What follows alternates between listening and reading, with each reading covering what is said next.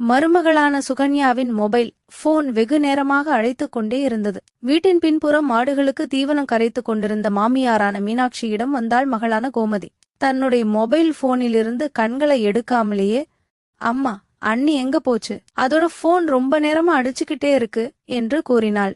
கோயிலுக்கு போறதா சொன்னா அதிசயமா இருக்கு. போனை வச்சுட்டு போயிருக்காளா என்ன? கர்ணன் கவச குண்டலத்தோட பிறந்த மாதிரி எந்நேரமும் கையில தான் அந்த போனை வச்சுக்கிட்டு இருப்பா. போய் யாருன்னு பாரு என்று தன் மகளிடம் மீனாட்சி கூறினாள். மாட்டுக்குட்டிலை பக்கத்தில் இருந்த தீவன தொட்டியின் ஓரத்தில் அமர்ந்தவாறே, நான் ஒரு முக்கியமான வேலையா இருக்கேன்மா, நீயே போய் பாருமா என்று சலிப்பாக பதில் தந்தாள் மகளான கோமதி. கன்றாவி, இந்த மொபைல் போனால ஒரு நாயும் உருப்பட போறதில்லை என்று திட்டியபடி தன் கைகளை கழுவிக்கொண்டு போனை எடுக்க வந்தாள் அம்மாவான மீனாட்சி. யார் அழைப்பது என்பதை கூட பார்க்காமல் காதில் வைத்து, ஹலோ என்றாள் மீனாட்சி. அம்மா என தன் மகனான ஆனந்தனின் குரல் கேட்டதுமே அடிவயிறு உருக ஆரம்பித்தது. ஏன் சாமி, நல்லா இருக்கியா என்று கேட்கும்போதே கண்களில் கண்ணீரும் பொங்கியது. துபாயில் இருக்கும் தன் மகனின் குரலை கேட்கும் ஒவ்வொரு முறையும் அவளுடைய கண்கள் கண்ணீரை சிந்துவது வழக்கம்தான். எப்பவுமே ராத்திரியில தான் அப்பா போன் பண்ணுவேன், அதான் யாருன்னு நினைச்சிட்டு கேட்டுட்ட என்றாள் அம்மா. உடம்பு சரியில்லம்மா, இன்னைக்கு லீவ் போட்டுட்டேன் என்று மகனான ஆனந்தன் கூறி முடிப்பதற்குள்ளேயே, ஐயோ என்னப்பா ஆச்சு? அம்மா, லேசான தலைவலிதாமா, வேற ஒன்னும் இல்ல. ஆமா, சுகன்யா எங்க? அவ கோயிலுக்கு போயிருக்காப்பா. எங்க போனாலும் செருப்பு போட மறந்தாலும் மறப்பாளே தவிர மொபைல் போனை மறக்க மாட்டா. என்னமோ அதிசயமா இன்னைக்கு வச்சுட்டு போயிருக்கா என்று மீனாட்சி கூறினாள். சாமி கும்பிடும் போது தொந்தரவா இருக்க வேணான்னு வச்சுட்டு போனாலோ என்னவோ என மகன் கூறினான். ஆமா ஆமா, உன் பொண்டாட்டியை விட்டு தரமாட்டியே என்று தன் மகனிடம் செல்லமாக கொஞ்சினாள் மீனாட்சி. அம்மா, கோமதிய பக்கத்து ஊர்ல இருந்து பொண்ணு பாத்துட்டு போனதா சொன்னியா? ஏன் மாப்பிள்ளை வீட்டிலிருந்து செய்தி ஏதாவது வந்துச்சா என்று மகனான ஆனந்தன் கேட்டான். அந்த இடம் நமக்கு சரிப்பட்டு வராதுப்பா என்று திடீரென வெறுப்பை வெளிப்படுத்தினாள் மீனாட்சி. ஏமா, என்னாச்சு? அவன் ஒரு குடிகார பையனா, பொண்டாட்டி வந்தா திருந்திருவான்னு தரகு சொல்றான். பொண்ணுக்கு சமைக்க சொல்லி கொடுத்துதான் நம்ம வளர்த்திருக்கோம். சமூக சீர்திருத்தம் செய்வதற்காகவா நம்ம பிள்ளைய வளர்த்து வச்சிருக்கோம்? கோமதிய பத்தி தான் ஒரே கவலையா இருக்கு. இவளே நல்லவன் கையில பிடிச்சு கொடுத்துட்டா எனக்கு ஒரு பெரிய பாரமே குறைஞ்சிரும்பா என்று அம்மா சொல்ல, அம்மாவுடைய பெருமூச்சுடன் கூடிய இந்த வெப்பம் அங்கே அவனையும் சுட்டிருக்க வேண்டும். கவலைப்படாதம்மா, உன்கிட்ட ஒரு விஷயம் சொல்லதான் நான் போன் பண்ணேன். இங்கே என் கூட ஒரு பையன் வேலை செய்யறான். அவனோட பேர் சுரேஷ். சொந்த ஊரு தஞ்சாவூர் பக்கம். ரொம்ப நல்ல குணம், பொறுமையானவன், பொறுப்பானவன். எல்லா விஷயத்திலையும் பொறுமை இருக்கு.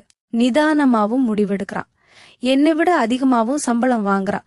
பார்க்க வசதியான வீட்டு பிள்ளை மாதிரிதான். செவ்வன்னு இருப்பான். நம்ம ஊருக்கு தான் அவன்கிட்ட துணிமணியும் பணமும் கொடுத்து விட்டுருக்க. நம்ம வீட்டுக்கும் வருவான். ஜாக்கிரதையா அவனை நீ பாத்து வச்சுக்க. இங்க நாம வந்த பிறகு அவனை நம்ம கோமதிக்கு பேசலான்னு இருக்க. கோமதிய காப்பி கொடுக்க சொல்லி அவன் பார்வையில படுற மாதிரியும் பாத்துக்க என்றான் மகன். அவளையும் அந்த பையனை நல்லா பார்த்துக்க சொல்லுமா என்று ஆனந்தன் கூறி முடிப்பதற்குள்ளேயே மீனாட்சிக்கு சந்தோஷம் தாங்கவில்லை. அந்த கணமே ஏதேதோ கற்பனைகளையெல்லாம் மனதிற்குள் ஓடவிட்டாள். கேட்கவே ரொம்ப சந்தோஷமா இருக்குப்பா. தங்கச்சியை கட்டி கொடுத்தாலும் என் பக்கத்திலேயே இருந்து வேலை பார்க்க போறான். எதுனாலும் நான் பாத்துப்பேன்னு சொன்னான். அப்பாடா, என் வயித்துல பாலை பாத்துட்டப்பா. இந்த கோமதி புள்ளையும் ரொம்ப வெகுளியா வர இருக்கா. கல்யாணத்துக்கு பிறகு நம்ம வீட்டிலேயே வச்சுக்கலாமா? எனக்கும் புள்ளைய பிரிஞ்சிருக்க முடியாது. ஆமாமா, அதையும் யோசிச்சுதான் நான் இப்படி ஒரு முடிவு பண்ணேன். சரிம்மா, அப்புறமா நான் சுகன்யா கிட்ட பேசிக்கிறேன் என்றான். அப்புறம் ஒரு விஷயமா என்று தயக்கத்துடன் தன் அம்மா கூறினார். நீ பேசும்போது உன் பொண்டாட்டி கிட்ட கொஞ்சம் ஜாக்கிரதையாவே பேசு. ஏமா, என்ன ஆச்சு? அந்த பையனை பத்தி சாதாரணமாவே சொல்லிவ. அப்படி இப்படின்னு நீ ஒளராத. உன் பொண்டாட்டி வாய் இருக்கே மாரியாத்தா, கோயில்ல கட்டின ஸ்பீக்கர் மாதிரி. கொசு கூட்டம் மாதிரி அவள் சொன்னக்காரங்க கூட்டம். ஊர் பூரா காளான் மாதிரி பரப்பிட்டுதான் மறுவலையை பார்ப்போம். சரிமா என்று சொன்னவன் அக்கம் பக்கத்தில் உள்ளவர்கள், உறவினர்களை பற்றியெல்லாம் கேட்டுவிட்டு ஊர் உலகத்தை விசாரித்துவிட்டு எல்லாவற்றையும் பேசி முடித்து மொபைல் போனின் இணைப்பையும் துண்டித்தான். புது தெம்புடன் பின்கட்டுக்கு வந்து, இண்டாடி, அந்த மொபைல் போனை தூக்கி போட்டுட்டு இங்க வா என்றாள் மீனாட்சி. வரமா, அதுக்காக 50,000 ரூபாய் மதிப்புள்ள மொபைல் போனை தூக்கி எல்லாம் போட முடியாது என்றபடி எழுந்து வந்தாள் கோமதி. ஆமா, பெரிய பணக்காரி, இனிமே நீ 50,000க்கு கூட போன் வாங்கலாண்டி. ஏம்மா அவ்வளோ காசு இருக்கு? உன்கிட்டயே காசு வரப்போகுது. அது எப்படிமா என ஆச்சரியமாக கேட்டாள் மகள். மகள் அருகே வந்து பாசத்துடன் அவளுடைய கன்னத்தை தடவிக்கொண்டே அண்ணனிடம் பேசிய விஷயத்தை கோமதியிடம் சொன்னாள் மீனாட்சி. இதை கேட்ட கோமதியின் கண்களில் கோடி நட்சத்திரங்கள் ஜொலித்தன. நிஜமா மாமா? ஆமாடி. இப்போ உன் அண்ணன் அண்ணிக்காரி வருவா. லூசு மாதிரி நீ எல்லாத்தையும் அவகிட்ட சொல்லிடாத. எல்லாத்தையும் நான் எதை சொல்ல வேணான்னு சொல்றேன் என்று குழப்பத்துடன் பார்த்தாள் அந்த பெண். அந்த சுரேஷ் பையன் அண்ணனை விட டபுள் மடங்கு சம்பாதிக்கிறான்ல, அத சொல்லிடாத. அவ்வளவுதான். அத மட்டும் கேட்டா இவ வயிறு அப்படியே எரிய ஆரம்பிச்சிரும். அந்த எரிச்சல்ல எல்லாமே கருகிடும். நம்மள விட நம்ம நாத்தனார் பணக்காரி ஆயிடுவாங்கன்னு நினைச்சு இந்த கல்யாணத்தை தடுக்க கூட அவ நினைப்பா. ஊருக்குள்ளதான் மட்டும்தான் துபாய்க்காரன் பொண்டாட்டின்னு கர்வமா பெருமையா நடக்கணும்னு நினைப்பா. அப்புறம் உன்னையும் துபாய்க்காரன் பொண்டாட்டின்னு சொல்லிட்டா அவளுக்கு பொறுக்குமா என்ன? அதுக்குன்னே குழப்பம் பண்ணுவா. அதனால வாய் வச்சுக்கிட்டு சும்மா இரு என்றாள் மீனாட்சி.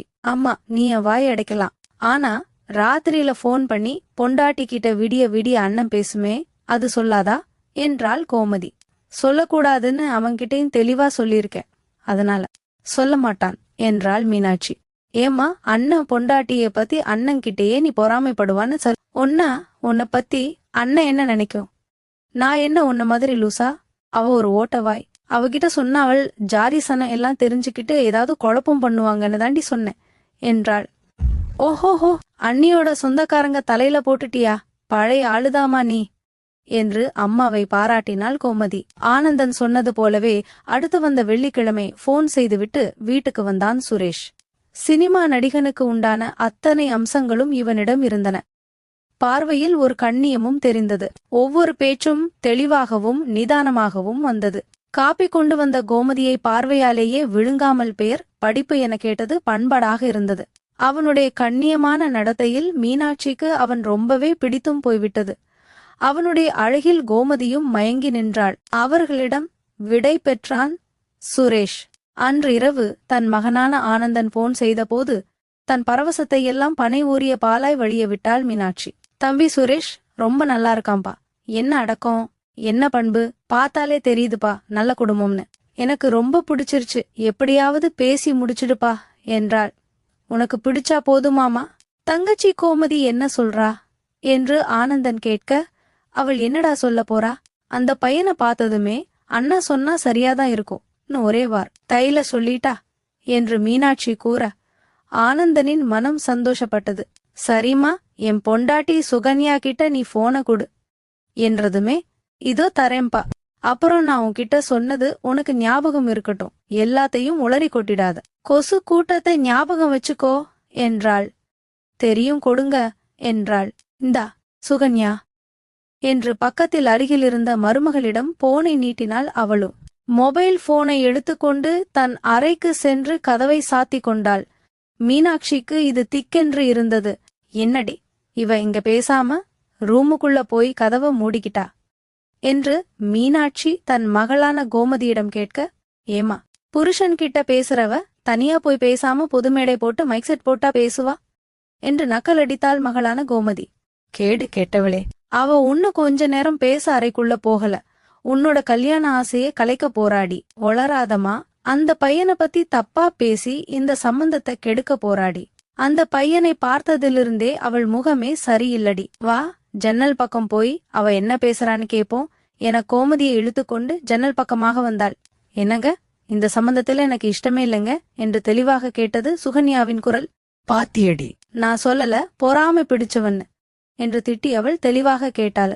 இன்னும் எதை பற்றி பேசுவாள் என்று கேட்க காதையும் கூர்மையாக்கினாள். என்ன சுகனி இப்படி சொல்ற? அந்த பையனுக்கு என்ன குறைச்சல்? என்னை விட டபுள் மடங்கு சம்பாதிக்கிறான். சம்பாத்தியம், பெரிய சம்பாத்தியம் யாருக்கு வேணுங்க? பணம் பணம் பணம்னு நீங்க வெளிநாட்டுல போய் உழைச்சுக்கிட்டு 2 வருஷத்துக்கு ஒரு முறை தான் வரீங்க.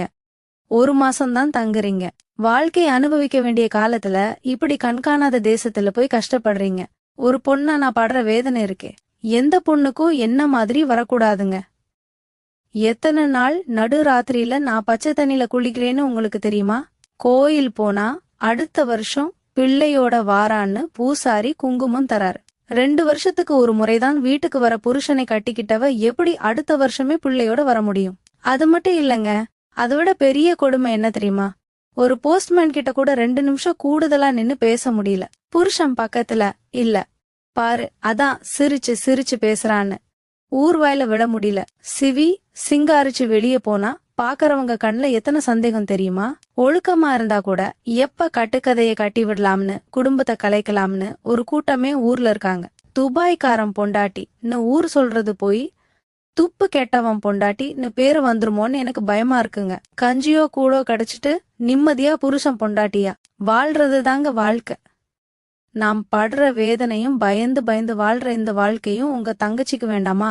அவ வயசுக்கேத்த வாழ்க்கையா அவ வாழணுங்க என கதறி அழுதாள் சுகன்யா. இதையெல்லாம் கேட்ட மாமியாரான மீனாட்சி தன்னுடைய முந்தானையை வாயில் வைத்துக்கொண்டே அழுகையை அடக்கிக் கொண்டே மகளையும் அணைத்து கொண்டாள். அம்மா, வேண்டாமா, துபாய்க்காரன் பொண்டாட்டிங்கிற பேர் எனக்கு வேண்டவே வேண்டாமா என்று கண்களில் நீர் வழிய மகளான கோமதியும் அழுதாள். இந்த வீடியோவை பற்றி உங்களுடைய கருத்துக்கள் என்ன அப்படிங்கறத கீழே இருக்கக்கூடிய கமெண்ட் செக்ஷன்ல மறக்காம சொல்லுங்க. முடிந்த அளவுக்கு இந்த வீடியோவை மற்றவங்களுக்கும் ஷேர் பண்ணுங்க. மேலும் இது போன்ற பல வீடியோக்களை பார்க்கணும் அப்படின்னு நினைச்சீங்கன்னா மறக்காம இந்த சேனலை சப்ஸ்கிரைப் பண்ணுங்க. நன்றி. மருமகளான சுகன்யாவின் மொபைல் போன் வெகு நேரமாக அழைத்து கொண்டே இருந்தது. வீட்டின் பின்புறம் மாடுகளுக்கு தீவனம் கரைத்து கொண்டிருந்த மாமியாரான மீனாட்சியிடம் வந்தாள் மகளான கோமதி. தன்னுடைய மொபைல் போனிலிருந்து கண்களை எடுக்காமலேயே, அம்மா, அண்ணி எங்க போச்சு? அதோட போன் ரொம்ப நேரமா அடிச்சுக்கிட்டே இருக்கு என்று கூறினாள். கோயிலுக்கு போறதா சொன்னா அதிசயமா இருக்கு. போனை வச்சுட்டு போயிருக்காளா என்ன? கர்ணன் கவச குண்டலத்தோட பிறந்த மாதிரி எந்நேரமும் கையில தான் அந்த போனை வச்சுக்கிட்டு இருப்பா. போய் யாருன்னு பாரு என்று தன் மகளிடம் மீனாட்சி கூறினாள். மாட்டுக்குட்டிலை பக்கத்தில் இருந்த தீவன தொட்டியின் ஓரத்தில் அமர்ந்தவாறே, நான் ஒரு முக்கியமான வேலையா இருக்கேன்மா, நீயே போய் பாருமா என்று சலிப்பாக பதில் தந்தாள் மகளான கோமதி. கன்றாவி, இந்த மொபைல் போனால ஒரு நாயும் உருப்பட போறதில்லை என்று திட்டியபடி தன் கைகளை கழுவிக்கொண்டு போனை எடுக்க வந்தாள் அம்மாவான மீனாட்சி. யார் அழைப்பது என்பதை கூட பார்க்காமல் காதில் வைத்து ஹலோ என்றாள் மீனாட்சி. அம்மா என தன் மகனான ஆனந்தனின் குரல் கேட்டதுமே அடிவயிறு உருக ஆரம்பித்தது. ஏன் சாமி, நல்லா இருக்கியா என்று கேட்கும் போதே கண்களில் கண்ணீரும் பொங்கியது. துபாயில் இருக்கும் தன் மகனின் குரலை கேட்கும் ஒவ்வொரு முறையும் அவளுடைய கண்கள் கண்ணீரை சிந்துவது வழக்கம்தான். எப்பவுமே ராத்திரியில தான் அப்பா போன் பண்ணுவேன், அதான் யாருன்னு நினைச்சிட்டு கேட்டுட்ட என்றாள் அம்மா. உடம்பு சரியில்லம்மா, இன்னைக்கு லீவ் போட்டுட்டேன் என்று மகனான ஆனந்தன் கூறி முடிப்பதற்குள்ளேயே, ஐயோ என்னப்பா ஆச்சு? அம்மா, லேசான தலைவலிதாமா, வேற ஒன்னும் இல்ல. ஆமா, சுகன்யா எங்க? அவ கோயிலுக்கு போயிருக்காப்பா. எங்க போனாலும் செருப்பு போட மறந்தாலும் மறப்பாளே தவிர மொபைல் போனை மறக்க மாட்டா. என்னமோ அதிசயமா இன்னைக்கு வச்சுட்டு போயிருக்கா என்று மீனாட்சி கூறினாள். சாமி கும்பிடும் போது தொந்தரவா இருக்க வேணான்னு வச்சுட்டு போனாலோ என்னவோ என மகன் கூறினான். ஆமா ஆமா, உன் பொண்டாட்டியை விட்டு தரமாட்டியே என்று தன் மகனிடம் செல்லமாக கொஞ்சினாள் மீனாட்சி. அம்மா, கோமதிய பக்கத்து ஊர்ல இருந்து பொண்ணு பாத்துட்டு போனதா சொன்னியா? ஏன், மாப்பிள்ளை வீட்டிலிருந்து செய்தி ஏதாவது வந்துச்சா என்று மகனான ஆனந்தன் கேட்டான். அந்த இடம் நமக்கு சரிப்பட்டு வராதுப்பா என்று திடீரென வெறுப்பை வெளிப்படுத்தினாள் மீனாட்சி. ஏமா, என்னாச்சு? அவன் ஒரு குடிகார பையனா, பொண்டாட்டி வந்தா திருந்திருவான்னு தரகு சொல்றான். பொண்ணுக்கு சமைக்க சொல்லி கொடுத்துதான் நம்ம வளர்த்திருக்கோம். சமூக சீர்திருத்தம் செய்வதற்காகவா நம்ம பிள்ளைய வளர்த்து வச்சிருக்கோம்? கோமதிய பத்தி தான் ஒரே கவலையா இருக்கு. இவளே நல்லவன் கையில பிடிச்சு கொடுத்துட்டா எனக்கு ஒரு பெரிய பாரமே குறைஞ்சிரும்பா என்று அம்மா சொல்ல, அம்மாவுடைய பெருமூச்சுடன் கூடிய இந்த வெப்பம் அங்கே அவனையும் சுட்டிருக்க வேண்டும். கவலைப்படாதம்மா, உன்கிட்ட ஒரு விஷயம் சொல்லதான் நான் போன் பண்ணேன். இங்கே என் கூட ஒரு பையன் வேலை செய்யறான். அவனோட பேர் சுரேஷ். சொந்த ஊரு தஞ்சாவூர் பக்கம். ரொம்ப நல்ல குணம், பொறுமையானவன், பொறுப்பானவன். எல்லா விஷயத்திலையும் பொறுமை இருக்கு. நிதானமாவும் முடிவெடுக்கிறான். என்னை விட அதிகமாவும் சம்பளம் வாங்குறான். பார்க்க வசதியான வீட்டு பிள்ளை மாதிரிதான். செவ்வன்னு இருப்பான். நம்ம ஊருக்கு தான் அவன்கிட்ட துணிமணியும் பணமும் கொடுத்து விட்டுருக்க. நம்ம வீட்டுக்கும் வருவான். ஜாக்கிரதையா அவனை நீ பாத்து வச்சுக்க. இங்க நாம வந்த பிறகு அவனை நம்ம கோமதிக்கு பேசலான்னு இருக்க. கோமதிய காப்பி கொடுக்க சொல்லி அவன் பார்வையில படுற மாதிரியும் பாத்துக்க என்றான் மகன். அவளையும் அந்த பையனை நல்லா பார்த்துக்க சொல்லுமா என்று ஆனந்தன் கூறி முடிப்பதற்குள்ளேயே மீனாட்சிக்கு சந்தோஷம் தாங்கவில்லை. அந்த கணமே ஏதேதோ கற்பனைகளையெல்லாம் மனதிற்குள் ஓடவிட்டாள். கேட்கவே ரொம்ப சந்தோஷமா இருக்குப்பா. தங்கச்சியை கட்டி கொடுத்தாலும் என் பக்கத்திலேயே இருந்து வேலை பார்க்க போறான். எதுனாலும் நான் பாத்துப்பேன்னு சொன்னான். அப்பாடா, என் வயித்துல பாலை பாத்துட்டப்பா. இந்த கோமதி புள்ளையும் ரொம்ப வெகுளியா வர இருக்கா. கல்யாணத்துக்கு பிறகு நம்ம வீட்லயே வச்சுக்கலாமா? எனக்கும் புள்ளைய பிரிஞ்சிருக்க முடியாது. ஆமாமா, அதையும் யோசிச்சுதான் நான் இப்படி ஒரு முடிவு பண்ணேன். சரிம்மா, அப்புறமா நான் சுகன்யா கிட்ட பேசிக்கிறேன் என்றான். அப்புறம் ஒரு விஷயமா என்று தயக்கத்துடன் தன் அம்மா கூறினார். நீ பேசும்போது உன் பொண்டாட்டி கிட்ட கொஞ்சம் ஜாக்கிரதையாவே பேசு. ஏமா, என்ன ஆச்சு?